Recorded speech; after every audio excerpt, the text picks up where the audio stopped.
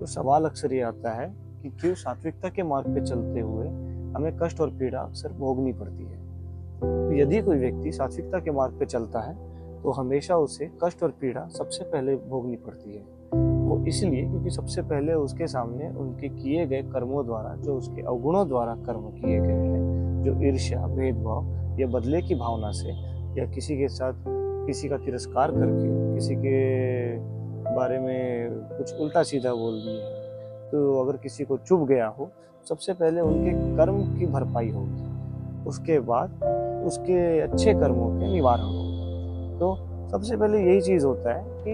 आपको आपका चरित्र दिखाया जाता है कि आप कहाँ पर थे और कहाँ हैं अभी। और अगर आप यहाँ से शुरुआत करते हैं तो आपको यहाँ पर खड़े रहना पड़ेगा, क्योंकि सबसे पहले आपको ये सब चीजें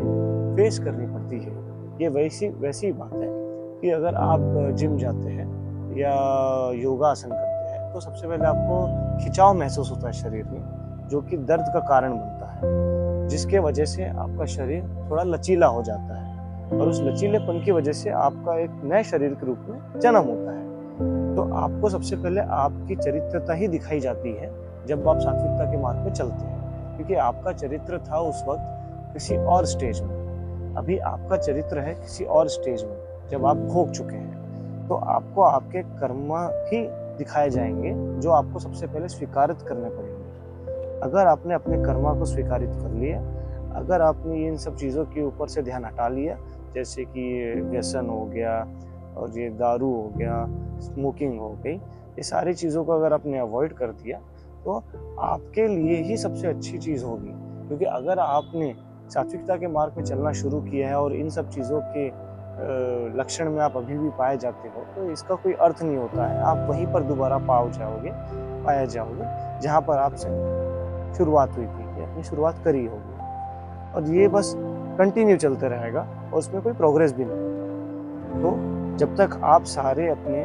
पुराने बुरे कर्मा को नहीं भोग लेते, तब तक आपके सामने अच्छे कर्मों की बारी नहीं है। और जब भी आपने देखा होगा किसी की आप अच्छाई करने के लिए सोचोगे या किसी का अच्छा करने के बारे में सोचते रहोगे और आप अच्छा करते चले जाओगे,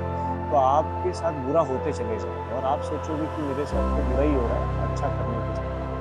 तो ये ऐसी चीज़ है कि आप अच्छी चीज़ें करनी जब चालू करोगे तब तक आपके अवगुण सामने आएंगे और आपको वो भगवाएंगे, ताकि आपके अवगुण सारे नष्ट हो जाए और उसके बाद आपकी जो आगे की आने वाली मार्ग है वो सफल हो जाए।